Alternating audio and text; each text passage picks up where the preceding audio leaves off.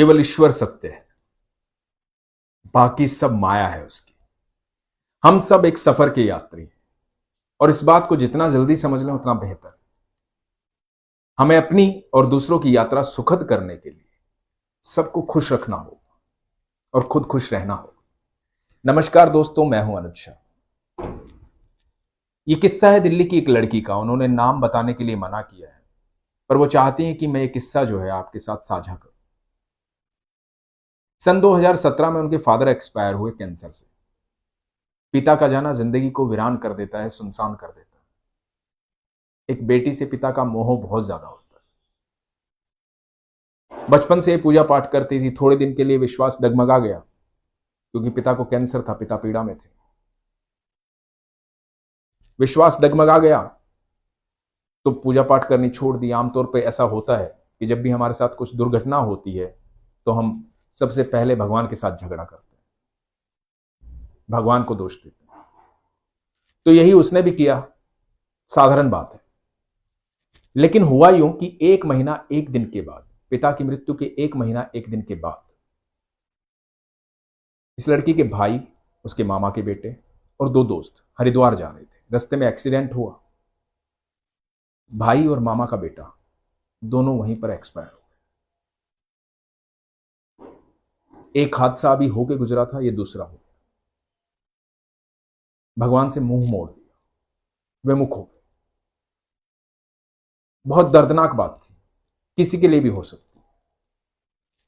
आदमी का दिमाग जो है संतुलित नहीं रहता है ऐसी स्थिति में, जब वो अपनों को खो देता है। इतने दुख में थी, इतनी पीड़ा में थी। भाई की जो अस्थियां हैं वो प्रवाहित होनी थी। ये जो लड़की है दिल्ली की रहने वाली है, इनका मायका जो है हरियाणा में है। तो भाई की अस्थियां जो है वो प्रवाहित होने वाली थी और इन्हें अर्ध निद्रा में, मतलब वो जो दुख के बीच में, रोने और दुख के बीच में एक बार झपकी जो आ जाती है जब आदमी नहीं सोता है, तो उस अर्ध निद्रा में इन्हें दिखाई दिया कि इनके भाई जो हैं वो सामने खड़े हैं, लेकिन कृष्ण के रूप में, ठाकुर जी के रूप में। अब इन्होंने देखा और एकदम से आंख खोली और फिर आंखें बंद की। फिर इन्हें वैसा ही दिखाई दिया, लेकिन उन्होंने बिल्कुल भगवान से मुंह मोड़ दिया। ये अपनी दादी के पास गई। दादी के पास जाके इन्होंने बोला कि मुझे ऐसा दिख रहा है कि मेरा जो भाई है ना वो सामने खड़ा है, लेकिन कृष्ण के रूप में। तो दादी ने कहा कि ये तो अच्छी बात है, भगवान दिखाई दे रहे हैं। दोस्तों, ऐसा कई दिन तक होता रहा। बार बार कृष्ण दिखाई दे रहे थे, लेकिन भाई के रूप में, और भाई दिखाई दे रहे थे कृष्ण के रूप में। लेकिन इन्होंने भी सोच रखा था कि मुझे कोई पूजा पाठ करनी नहीं है, भगवान से नाराज थी। धीरे धीरे ये बात परिवार को पता लगी, मां को बताई, सबको बताई। सबने कहा कि कृष्ण से कुछ कहना चाहते हैं, तुझसे बात करना चाहते हैं। और एक दिन हुआ यूं कि जब लगातार कृष्ण सपने में आने लगे भाई के रूप में, ये बाजार गई। बाजार जाके एक कृष्ण की तस्वीर ली। ये कहती हैं कि इनको पता नहीं था कि कृष्ण की सेवा कैसे करते हैं, कृष्ण को घर में कैसे लेके आते हैं, कैसे मूर्ति स्थापना करते हैं, ये सब कैसे करते हैं, इनको पता नहीं था। तो इन्होंने जाकर के दुकानदार को कहा कि इनकी जो जरूरत की चीजें हैं, जो भी भगवान के साथ होती हैं, वो भी साथ में दे देना। दोस्तों, सच में कोई नियम होता नहीं है भगवान की पूजा का। सदियों से नियम चलते आ रहे हैं। ये मेरा मानना है कि अपने पिता से बात करने के लिए कोई नियम लागू होता नहीं। जब आपका दिल करे, जैसे आपका दिल करे, आप बात कर सकते हैं। तो ये अपने घर में भगवान की तस्वीर ले आई, भगवान की मूर्ति ले आई। भगवान की मूर्ति लाई और भगवान की मूर्ति ला करके इन्होंने स्थापित किया, प्राण प्रतिष्ठा की,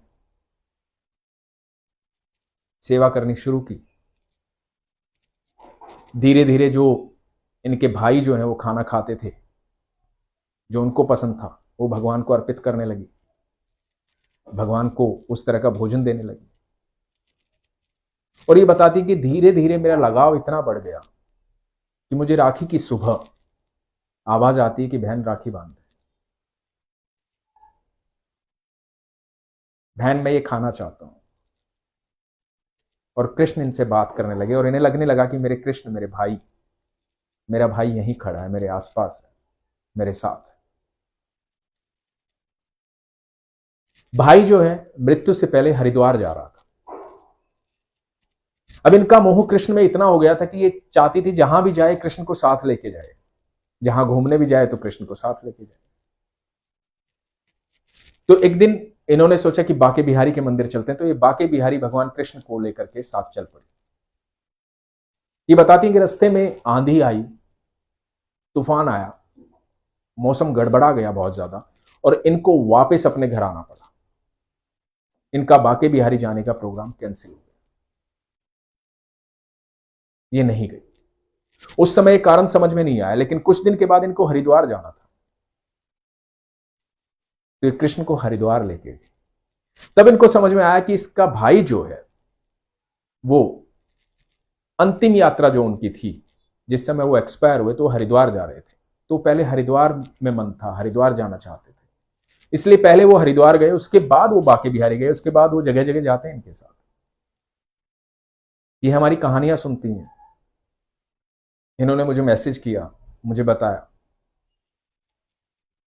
मेरी सारी सांत्वनाएं उनके साथ है, ईश्वर का आशीर्वाद उनके साथ है, और मैं तो हूं कौन, स्वयं ठाकुर उनके साथ है। दोस्तों, एक बात मैं आप सबसे कहना चाहता हूं, हम सब सच में सफर के यात्री, हमें मोह होना चाहिए, रिस्पेक्ट होनी चाहिए, प्रेम होना चाहिए, हमारे फर्ज पूरे होने चाहिए, लेकिन सिर्फ एक ही चीज ऐसी है जिस पर हमारा कोई काबू नहीं है, वो है मृत्यु।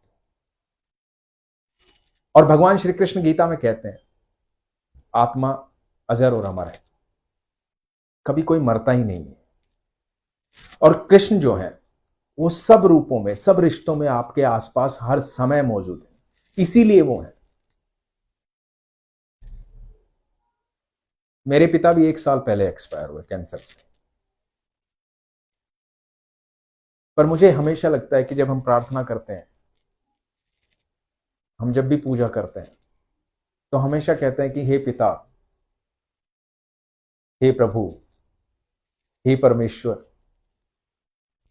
क्योंकि वो सर्वे सर्वा है, वो मेरे पिता का भी पिता है, वो हम सब का पिता है। उसी ने हमें इस ब्रह्मांड में जन्म दिया है। उसी ने कहा कि ये खूबसूरत पृथ्वी मैंने तुम्हें दी है, इसमें घूमो फिरो, इस सफर को एंजॉय करो, दुखी मत हो। और हम किस चीज के लिए दुखी हो रहे हैं? हम कुछ लेके आए नहीं थे, यहां पे कुछ भी नहीं लेके आए थे, ना आर्थिक चीजें, ना रिश्ते, कुछ भी नहीं लेके आए थे। हम सिर्फ आए थे। मां की कोख उसने चुन के दी थी, पिता उसने चुन के दिए थे, सब उसने चुन के दिया था, सब उसी का दिया हुआ है।